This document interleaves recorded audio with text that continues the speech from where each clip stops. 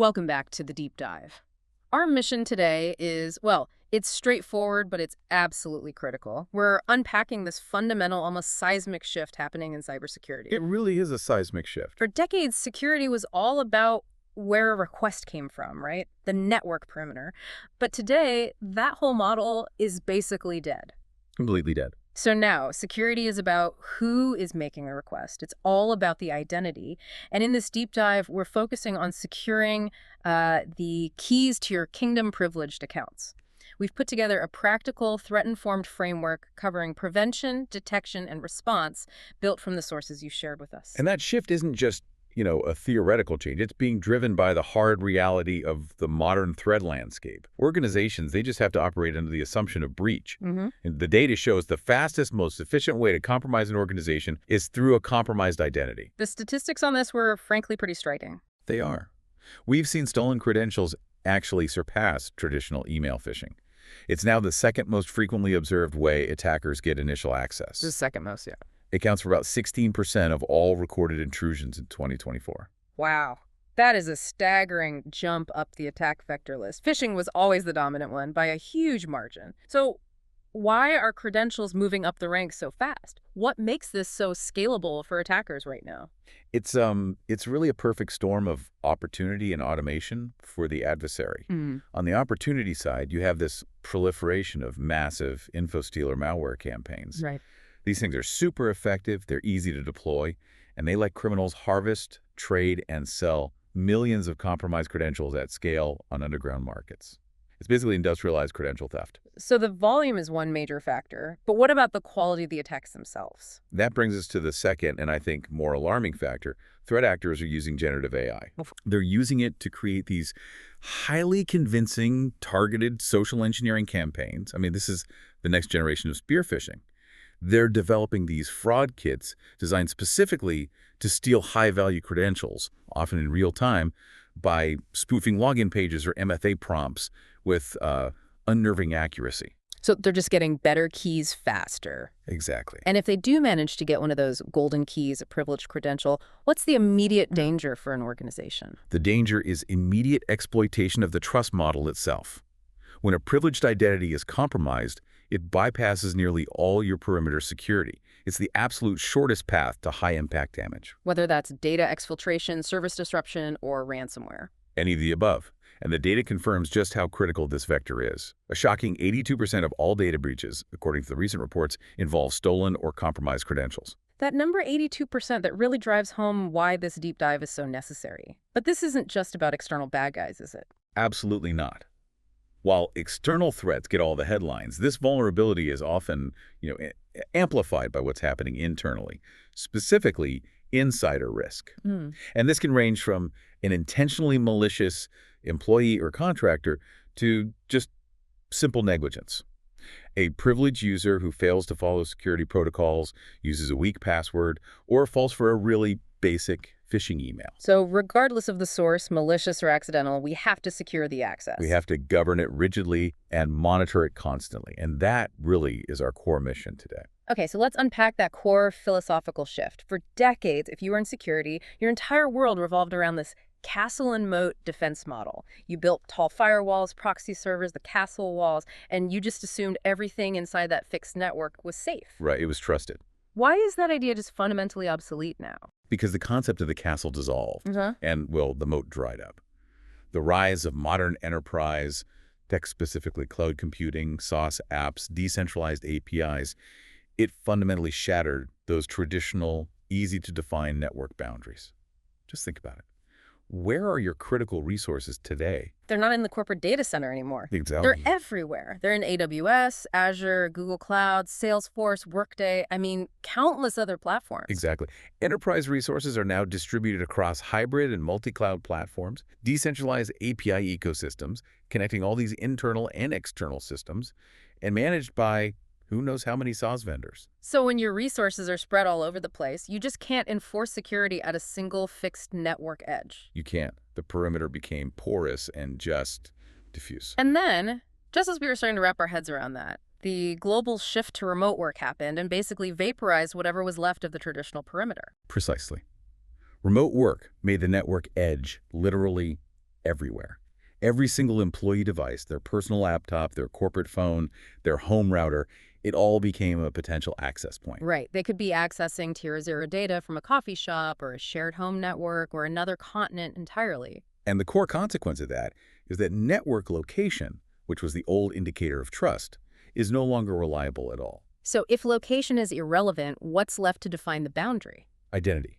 Identity becomes the only universal, reliable, and frankly practical way to maintain control and enforce policy in this highly decentralized, location-agnostic world. We moved from trust the network to Trust the validated identity. The perimeter is no longer a place. It's the security policy that you apply to every single user and every resource access request. And this is where the scope becomes just truly staggering. When we say identity, we are not just talking about human users anymore, like Bob in accounting.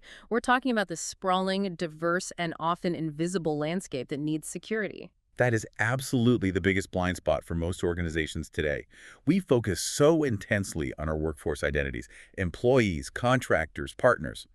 And we should. We should require rigorous MFA and authorization practices. But the area of fastest growth and greatest risk is the non-human identity explosion. You're talking about the machine identities, service accounts, bots, cloud functions, application credentials, APIs, DevOps pipelines, all of it. Yes, and this is where the sheer scale becomes completely unmanageable without automation. It's driven by the accelerated growth of cloud automation, CI/CD pipelines, complex microservices architectures, and non-human identities have just surged to this almost unbelievable ratio compared to humans. And the sources gave us a really startling metric on that scale. They did.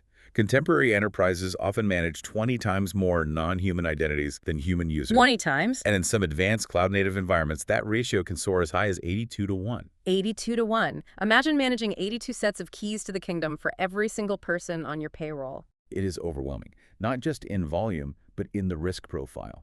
So why does that sheer volume translate so directly into massive security risk? It's because of the operational differences between humans and machines.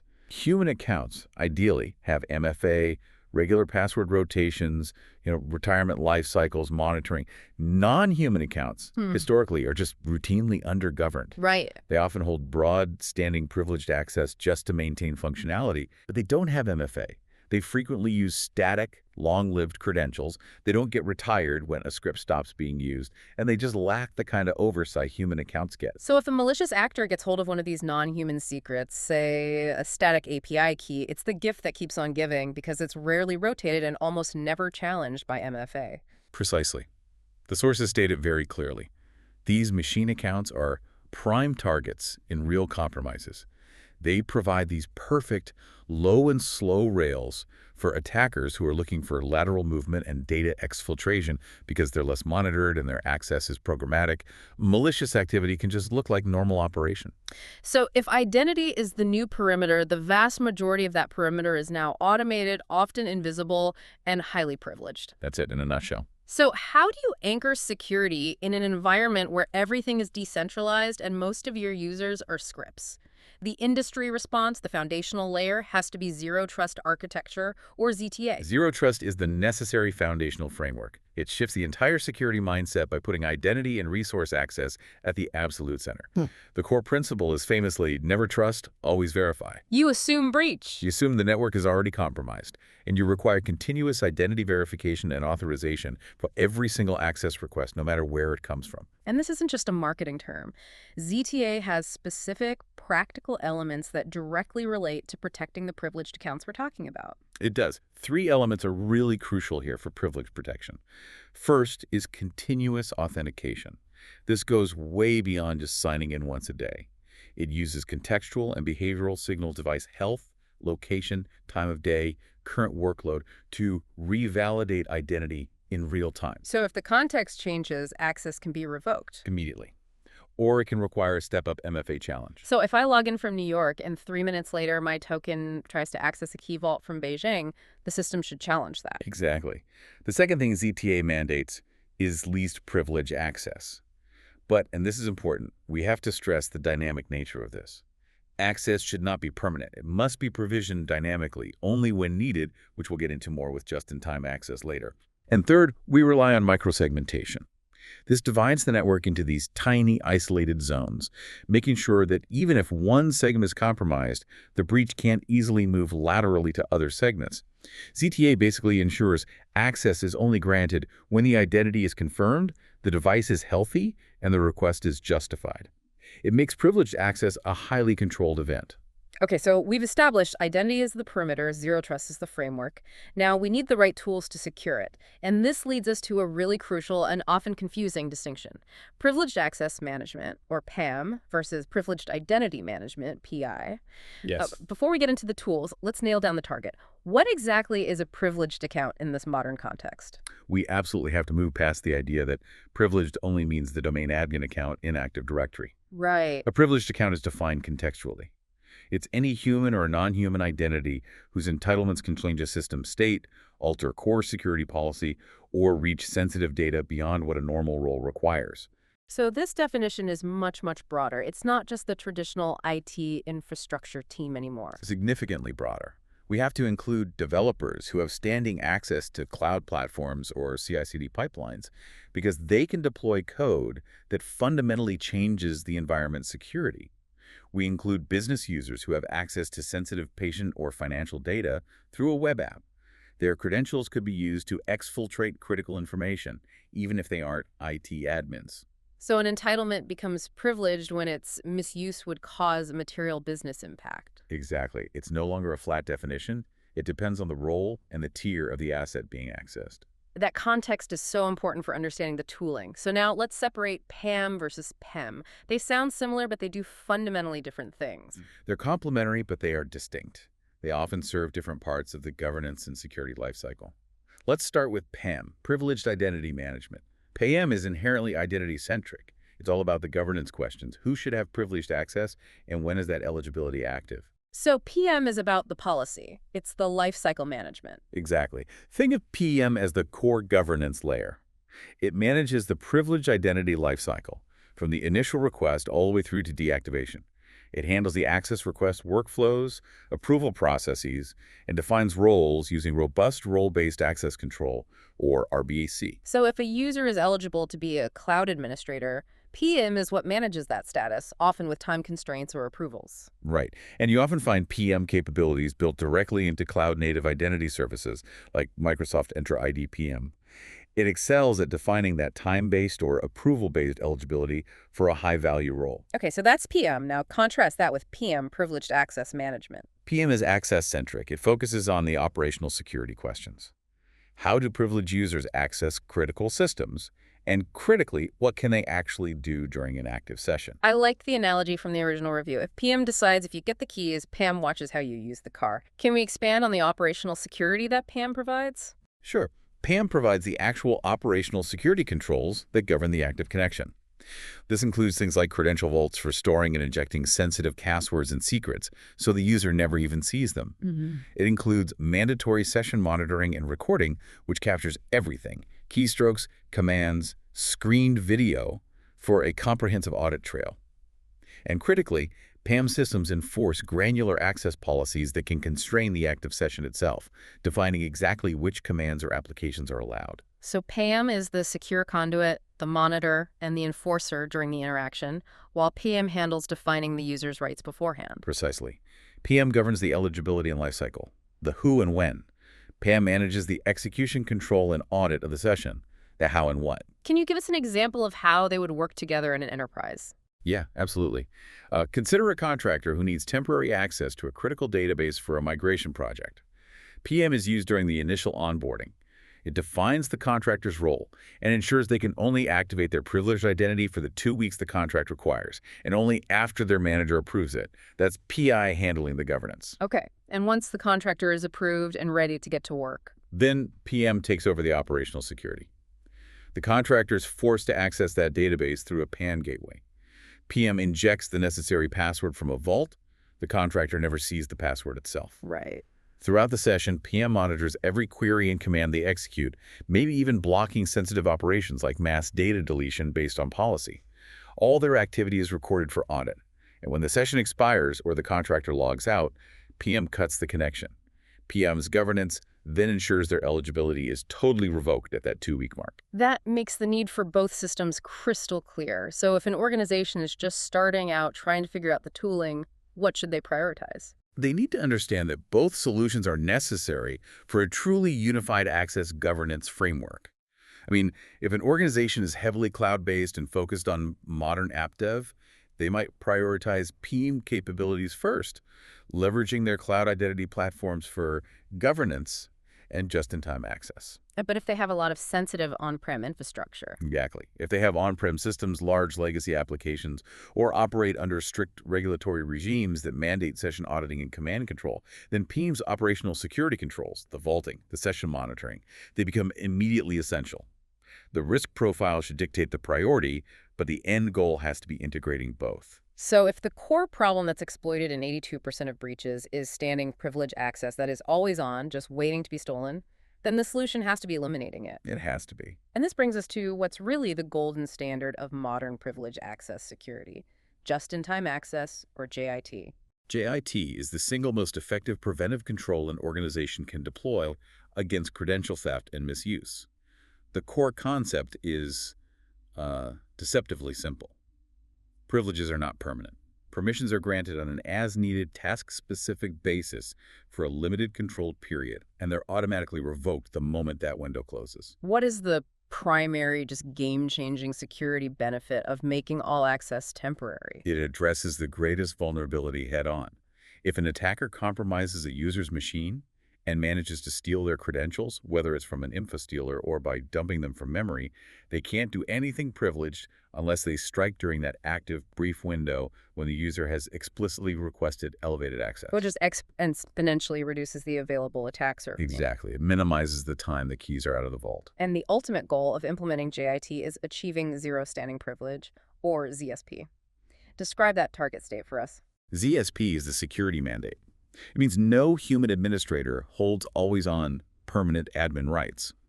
To gain access to a privileged asset, the user has to follow a structured workflow. An approved request, a step-up MFA challenge, and then they receive either a time-bound role assignment from a PIM system or an ephemeral token from a PAM system. ZSP is the combination of JIT, the time constraint, and JEA, or just enough access, which is the scope constraint. Okay, let's get into the technical mechanics. How is this actually delivered? You mentioned the broker and remove model as a common mechanism. Yeah, this is a very reliable JIT mechanism. It's often automated within a PAM or a PIM solution.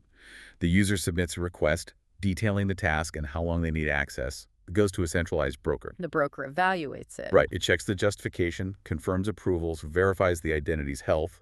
Once approved, the system temporarily adds the user to the required security role or group, and then automated workflows are meticulously configured to ensure the system reverses that action and revokes access automatically when the time is up, no matter what. But that broker and remove model, that only controls the time window. We also need to control the scope, which brings us back to JEA, just enough access. Exactly. JAT controls how long you can access the system. JEA controls what you can do once you're there. JEA constrains privilege to the exact minimum set of commands or resources required for the task. It's granular enforcement. Can you give me a concrete example of JEA in action? Sure. Let's say you have a junior cloud ops tech. They might need to restart a specific group of production VMs. Instead of granting them permanent contributor rights across the entire environment, which could let them delete critical resources, you enforce JEA. So they can only do the one thing they need to do. Exactly. They are only allowed to initiate the restart command, and only on those specific VMs. This can be achieved by exposing a secure endpoint that only allows that one specific action. JEA limits the inherent risk of the task, generates clear, high-fidelity logs, and just blocks anything outside that scope by design. So JIT limits the exposure window, JEA limits the damage potential. The sources also talked about eliminating static passwords entirely through ephemeral credentials. This is truly the gold standard for credential security. Ephemeral credentials, so short-lived access tokens or ephemeral certificates, they're created dynamically, on demand, at the moment of connection. And they expire quickly. Critically, they're valid only as long as the session requires. This eliminates the underlying static credential, the long password, or the API key that could be stolen and reused. The user never handles or even sees the underlying secret. The token is useless moments after the session ends. So instead of a user having a permanent brass key to the vault, they get a secure, one-time use digital keycard that expires the moment they leave. It's a perfect analogy. It completely minimizes reuse risk and makes traditional credential theft attacks against static secrets completely ineffective. And JIT isn't just about user accounts, it's also about hardening the infrastructure itself. We saw examples of its application at the network layer. That's vital for defense in depth. A great example is port-level JIT, which is used heavily for hardening infrastructure, like virtual machines in the cloud. Take Azure JIT access. The administrative ports on a VM, like RDP or SSH, are locked down by default. So they're just invisible from the internet. Invisible and unreachable, even from most internal networks. They only open dynamically for a set brief time window when a legitimate, approved request is made. This dramatically reduces the attack surface against external scans and exploitation attempts. By ensuring everything is locked down until the specific moment of need, we enforce zero trust at the infrastructure level too. We've spent a lot of time on prevention, JIT, ZSP, strong governance. But we have to prepare for the reality that an initial access attempt often succeeds, especially with how sophisticated social engineering and malware are now. Right. Once an attacker gets that initial foothold, they don't stop. They start what the sources call lateral movement. Lateral movement is the crucial next phase of nearly every serious intrusion. It's the technique attackers use to navigate sideways through a network after an initial breach. They move, often undetected, from a single, low-value, compromised host like an infected marketing laptop to high-value targets. Like domain controllers, critical application servers. Sensitive data stores, virtualization platforms, you name it. So they're not just trying to get in, they are exploring, escalating, and expanding their control inside the organization. What's the fundamental motive behind that? The motive is persistence and maximizing their impact. They use lateral movement to achieve three things. First, to escalate their privileges to the highest levels possible. Second, to maintain long-term, undetected access. The average dwell time can be over 21 days, which gives them plenty of time. And the third? To reach their end goal, whether that's deploying ransomware across the network, installing backdoors for later, or exfiltrating massive amounts of data. And what makes lateral movement so difficult for security teams to catch? It's this technique known as living off the land. Attackers use internal, built-in operating system assets and legitimate tools like PowerShell, WMI, or RDP, instead of bringing in external, easily detectable malware. So they're using your own tools against you. Exactly. And since they're using stolen privileged accounts to do it, their activity often mimics legitimate network and administrative tasks. Basic security tools really struggle to tell the difference between a malicious admin account using PowerShell to dump credentials and a legitimate sysadmin using PowerShell for maintenance. That sounds incredibly destructive. What is the biggest single enabler for this destructive journey? The primary enabler is standing high-level access. Specifically, permanent local administrator rights on everyday user workstations.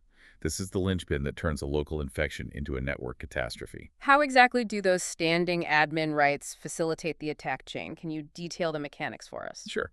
When a user account that has permanent local admin rights on their workstation gets compromised, any malware or process that runs on that machine inherits those same high-level permissions. Okay. This lets the attacker, through those inherited privileges, execute several critical environment-breaking steps. What are those steps? First, they can use specialized tools, famously like Mimikatz, to dump credentials and hashes from the operating system's memory, the LSAS process. And since the compromised account is an admin, those stolen credentials often include passwords and authentication tokens that work on other systems in the network. Wow. Second, the attacker can easily disable local security software like your EDR agent. Third, they install persistence mechanisms, schedule tasks, registry modifications to make sure they keep their access even after a reboot. And finally, using the credentials they just stole, they can execute commands remotely on other systems, completing the lateral jump. So the immediate, most effective containment strategy is just eliminating those permanent local admin rights? Absolutely. Removing permanent local admin rights, which you typically achieve through an endpoint privilege management or EPM solution, it creates this crucial containment wall. If a breach occurs on a workstation that only has standard user rights, the attacker hits a significant roadblock. They just can't get to the privileged parts of the OS. They can't. They can't modify the registry for persistence. They can't disable the EDR agent. And most importantly, they can't dump the high-value credentials they need to move laterally. But if you take away local admin rights, How does an employee legitimately install an authorized application or update a driver without calling the help desk every 5 minutes? That is the operational challenge that EPM solves. EPM doesn't just block. It provides dynamic elevation. It allows an organization to implement policy-driven, application-specific elevation. Ah, so it's not the user who gets elevated, it's the application. Exactly. A user might not have admin rights, but the EPM policy knows that the Microsoft Word Update installer is a trusted application, and it will elevate the privilege for that specific application instance to run, but not the user's overall account. This enforces least privilege at the endpoint while keeping things usable. It confines the breach to a single system. And beyond removing admin rights, we have to combine these identity controls with network architecture controls. What other layers should organizations be deploying? We have to combine the identity mandate of ZTA with strict network boundaries. The first control is network segmentation, or even better, microsegmentation. Instead of one large flat network, we divide the infrastructure into isolated segments. So a breach in one segment can't easily spread. Right. It restricts how far an attacker can go, even if a credential in one segment is compromised. Microsegmentation creates this granular, policy-driven control for specific workflows, ensuring that a breach in the marketing segment, for example, doesn't provide an automatic pathway into a financial segment. And what about the actual protocols used for administration, like RDP and SSH, which are often the rails for that lateral movement? We need to collapse and secure those administrative access pathways. You have to block protocols like RDP and SSH from direct internet exposure.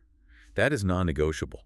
Furthermore, all remote admin access to high-value targets should be forced through highly secured, monitored environments, specifically privileged access workstations or PAWs. What makes a PAW so much more secure than just a standard admin's desktop? A PAW is designed and hardened exclusively for privileged access. It operates on a segmented management network that can't browse the internet or access standard user systems, which prevents malware contamination. Okay. They enforce security controls like application whitelisting so only approved tools can run. They're mandatory full disk encryption, and they're usually managed under the highest level of patching and configuration rigor. By gating all access to critical systems through these hardened PAWs, we ensure that management functions only happen from trusted, clean systems. Securing privileged access it's clearly an ongoing journey, not a project with a finish line. Let's look at the maturity model organizations follow, moving from basic credential vaulting toward that ideal automated state. The PAM maturity journey often culminates in this fourth stage, which the sources call iterative optimization. This is where an organization achieves true resilience. Automation and analytics are driving continuous improvement. What does that look like in practice? You see full lifecycle orchestration from provisioning, JIT activation, session oversight, automated rotation, and deprovisioning, all of it running end-to-end with minimal human intervention. Human standing privilege trends toward absolute zero, and the security stack is actively detecting and containing anomalies using an integrated sum and SOAR. So PAM is fully woven into the business. Into business workflows, DevOps pipelines, IT operations, everything. It reinforces a comprehensive defense-in-depth posture. And achieving that state requires strong internal governance, particularly when you're managing those crown jewel assets. The sources heavily emphasize two cornerstones: segregation of duties, SOD, and tiering. These are fundamental concepts that prevent catastrophic risk. Segregation of duties, or SOD, prevents a single point of failure and mitigates insider threat risk by ensuring control over critical processes is distributed. Right. If a single person can approve, deploy, and execute a high-impact task, the risk is exponential. Exactly. By mandating dual authorization for high-impact actions, like updating a critical firewall rule or accessing a key vault, we ensure no single individual can act unilaterally. Can you give us a practical example of that SOD imperative in an IT or dev context? Sure. In DevOps, a critical SOD policy would be: the developer who writes the application code cannot be the same administrator who has the privilege to deploy that code into the production environment. This distributes control and makes malicious or accidental deployment far more difficult. It decompresses the attack pathway. And tiering defines where that authority is applied based on the importance of the asset. Correct. Tiering is crucial because it moves organizations beyond a flat binary privileged versus non-privileged view. It categorizes assets based on the absolute impact of their compromise. Tier 0 assets are the crown jewel control planes. So what's in Tier 0? This includes Active Directory domain controllers, the underlying platform of your identity provider like your Entra ID tenant or Okta tenant, your primary cloud management groups, your PAM infrastructure itself, and core key vaults. Why are these treated with such extreme protection? Because compromise of a Tier 0 asset, like a domain controller, generally means total environment compromise. It's game over. Therefore, you enforce absolute separation. Tier 0 identities must only operate on Tier 0 systems. You deny all cross-tier logins. A standard user account or even a Tier 1 administrator should never be able to log into a domain controller. And administration for Tier 0 must occur exclusively from those dedicated hardened pods we talked about. Now, let's pivot back to that exploding non-human identity space. With those 20-to-1 ratios, we need robust credential and secrets management strategies. Where do organizations safely put those highly sensitive API keys and certificates? The required solution is a dedicated secret management system. Those key vaults, ideally integrated with hardware security modules or HSMs for cryptographic protection. These vaults become the single source of truth for highly sensitive secrets. And the focus here is on fine-grained access and auditing. Fine-grained least privilege access, comprehensive auditing of all secret retrieval attempts, and absolutely crucially automated rotation. Why is automated rotation so fundamentally vital for service accounts, especially compared to the manual updates most IT teams used to do? Automated rotation removes the human element entirely and dramatically shrinks the window of exposure. If an API key is only valid for 24 hours before it rotates, even if it gets stolen, the attacker has a very limited window to use it. For Windows services specifically, the best practice is to migrate traditional service accounts to group managed service accounts, GMSA, or standalone managed service accounts, SMSA.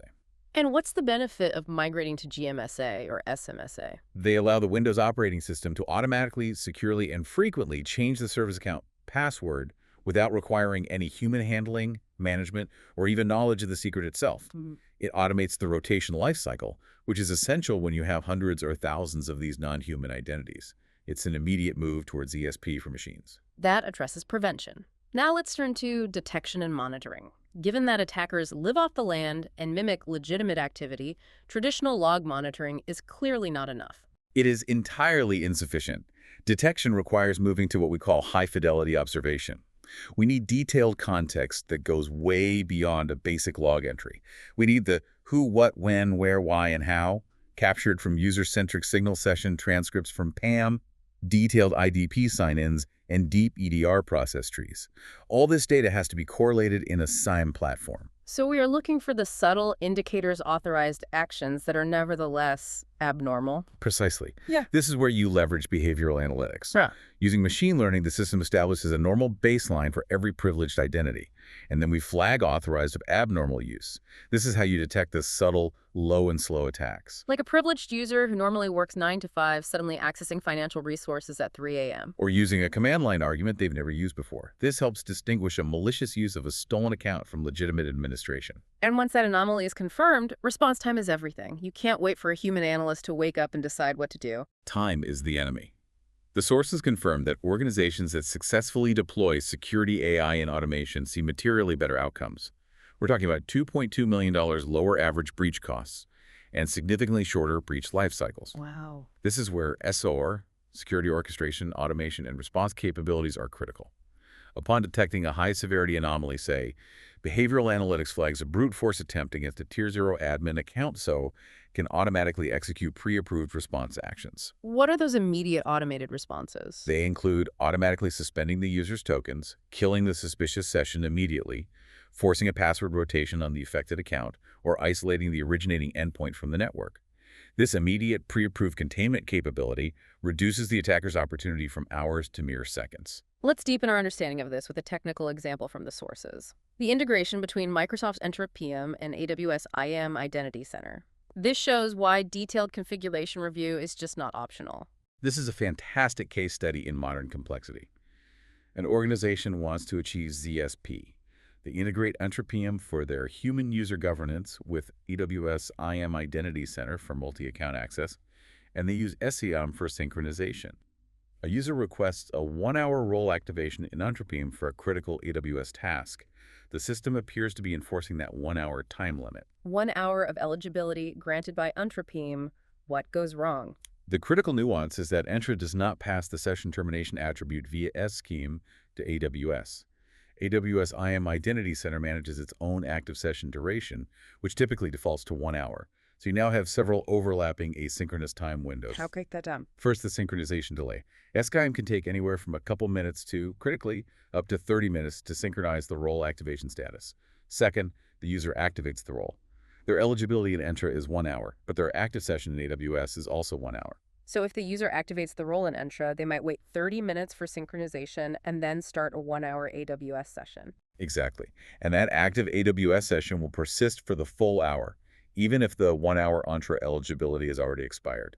Now, factor in the possibility that the SCIM revocation notification, the remove action, is delayed another 30 minutes. So the potential window of access? The resulting potential window of access for the user, and therefore for an attacker who steals that session token, is up to 3 hours after the requested 1 hour activation was supposed to end. That is a perfect illustration. Default settings and just incomplete knowledge of these cross-platform integrations can create 2 hours of unnecessary, unmonitored exposure. It just underscores that achieving ZSP requires a meticulous review of token life cycles, synchronization latency, and cross-platform policy enforcement. Relying on the governance tool's self-reported duration is simply not enough in hybrid cloud. Finally, let's wrap up with preparing for the inevitable, incident response and recovery when a privileged account compromise is confirmed. You have to prepare for complete compromise. Once an attacker is confirmed to have stolen credentials, the ultimate defense against them reusing that material is the Coordinated Enterprise Password Reset, or EPR. This is not just a simple password change. No, this is a planned organization-wide reset covering domain, local, service, and application accounts, all API keys, every embedded secret, everything, to completely evict the attacker's ability to persist. This has to be a pre-approved, tested, and rehearsed runbook. And what about protecting the ability to actually recover the environment? If the domain admin is compromised and the backup system uses the same credentials, you've lost. Recovery safeguards are paramount. You have to treat your backup infrastructure and your virtualization platforms, like vCenter or ESXi, as Tier 0 targets. They require unique separate credentials, not from your primary identity provider, used only for backup functions, enforced with MFA, and stored securely in an isolated vault. And the backups themselves? The backup solution itself must implement immutable backups, or write once, read many, WARM capabilities. This ensures that even if a highly compromised account gets access to the backup system, it cannot maliciously modify, encrypt, or delete the backup data. It guarantees your recovery viability. What an exhaustive deep dive. To recap our key takeaways, we've established that identity has, well, it's irrevocably replaced the network as the security perimeter. This is driven by cloud adoption and the reality that 82% of breaches involve compromised credentials. The architectural path forward requires a layered defense. That layered defense is built on combining two specialized disciplines. You have PIM, which provides the governance over the identity lifecycle defining the who and when of access eligibility. And you have PAM, which provides the operational control and audit, managing the how and what during the active session. You absolutely need both. And the ultimate security mandate is clear. We must achieve zero standing privilege through just-in-time access and just enough access. This is how you effectively eliminate the primary enabler of destructive lateral movement, the presence of permanent administrative rights on any system. Organizations have to manage the shift to EPM, pause, and rigorous tiering to contain inevitable breaches. And organizations that adopt this proactive stance, moving from ad hoc security to continuous automated iterative optimization, they're the ones best positioned for resilience and maintaining control in this identity-centric world. And we dedicated significant time to discussing the alarming scale of non-human identities. We know that automated scripts, bots, and API keys vastly outnumber human users, yet they are often less monitored and hold broader privileged access. And we just saw the extreme complexity of managing JIT access for human administrators across even simple hybrid environments. So here's our final provocative thought for you to consider. If the vast majority of privileged users in your environment are automated non-human identities, and human ZSP for hybrid cloud is already fraught with technical complexities like asynchronous session termination, what is the next critical frontier for enterprise defense? How quickly can security teams achieve true zero-standing privilege for machine identities at the same scale and rigor they have begun to achieve for human access? The keys to the kingdom are increasingly held by the machines that never go home,